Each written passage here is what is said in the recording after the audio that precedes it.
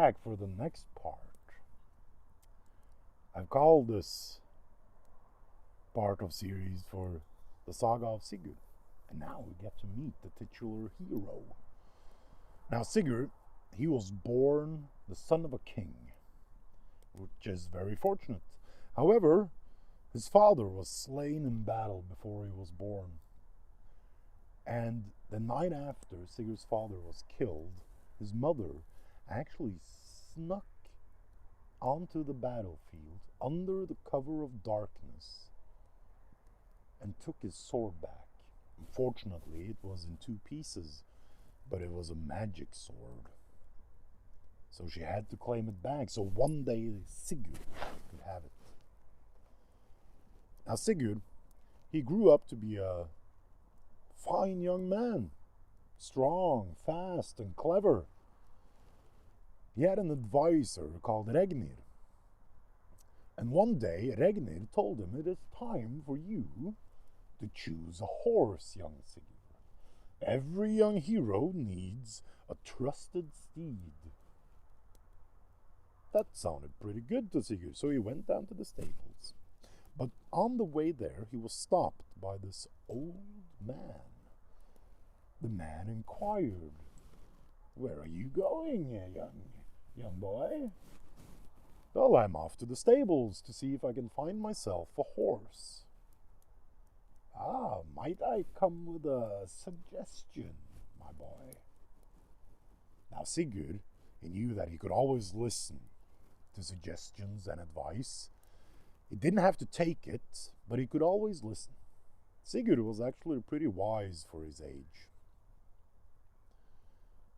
The old man, he said, "Bring all the horses down to the river and see which of them will swim across. That is the horse you shall choose." Now that sounded like pretty good advice, thought Sigurd. So he did as the old man said. He took all of the horses down to the river, and only one of them would swim across. It was a young grey mare. Fine horse. So that was was Sigurd's choice. He brought all the horses back, and the old man asked him, "So, young boy, which horse did you choose?" And Sigurd, he pointed to the young grey mare. "Ah, an excellent choice," said the old man. "That horse is actually a descendant of Odin's stallion." "Oh," said Sigurd. "How do you know that?" The old man just laughed and said, "Oh, I should know," he said, and disappeared.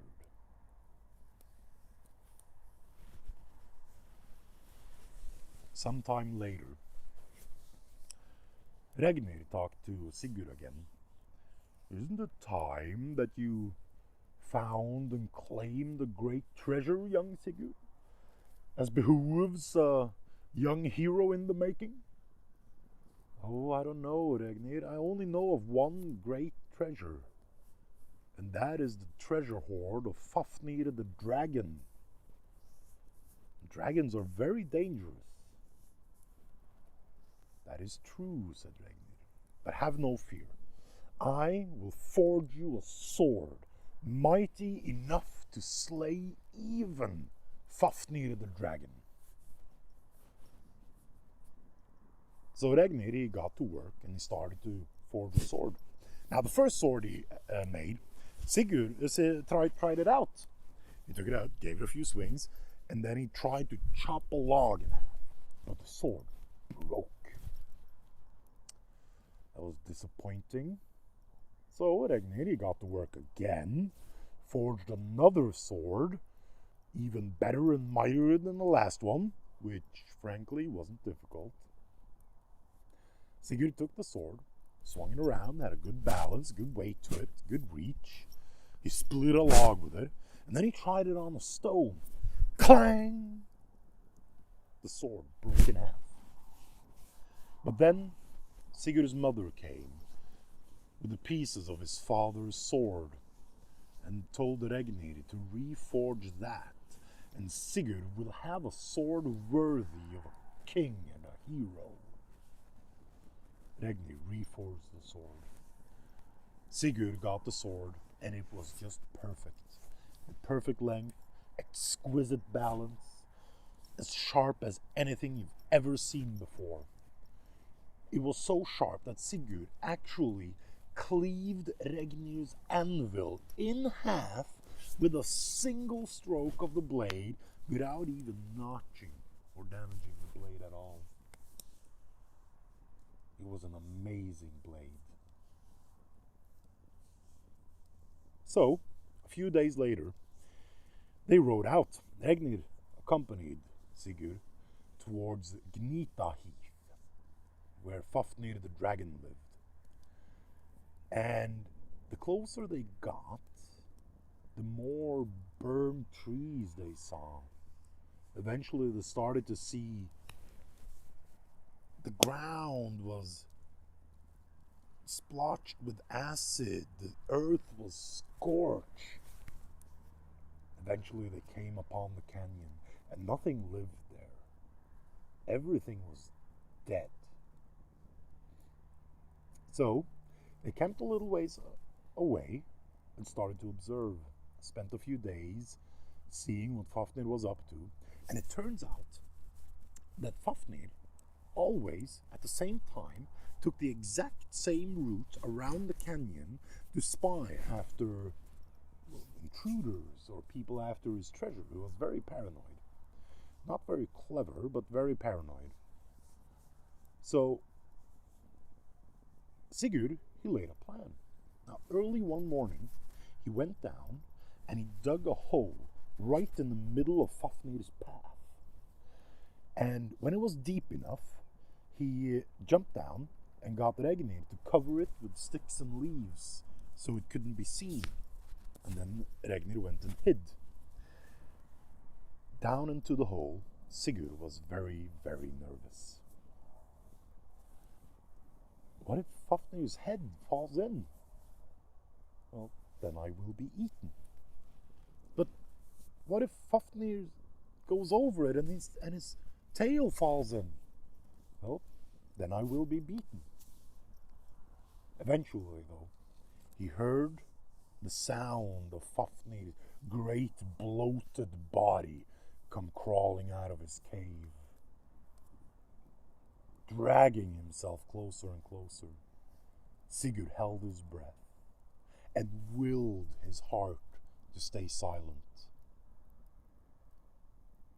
He could hear the dragon coming closer and closer to him.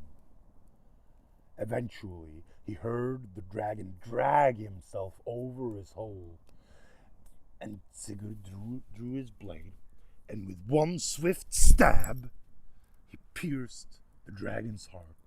He twisted the blade and killed Fafnir the dragon. He managed to crawl out from the hole. Fafnir the dragon was dead. Regnir came down. He saw the dead Fafnir and said to Sigurd, "Well, Sigurd, I can see you have slain Fafnir, but little did you know that that was my brother.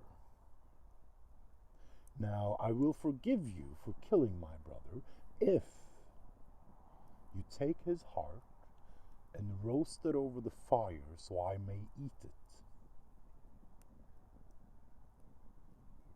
Sigurd didn't want Regnir to be mad at him for killing his brother, so he did it as he said.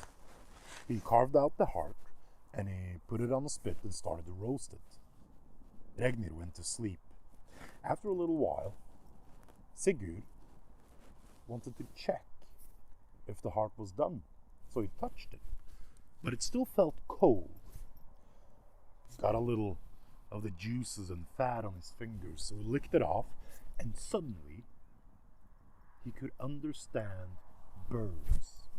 The birds around him were talking. And the first bird, he said, "There lies Regnir with betrayal in his heart." The second bird said, "And there is Sigurd son of a king and a hero, he should eat the heart for himself and claim all of its wisdom. The third bird said, Regnir will kill Sigurd after he's eaten the heart. Sigurd became enraged. He grabbed his sword, and with one single slice of the blade, he beheaded Regnir. And so ended the line of Reidmar.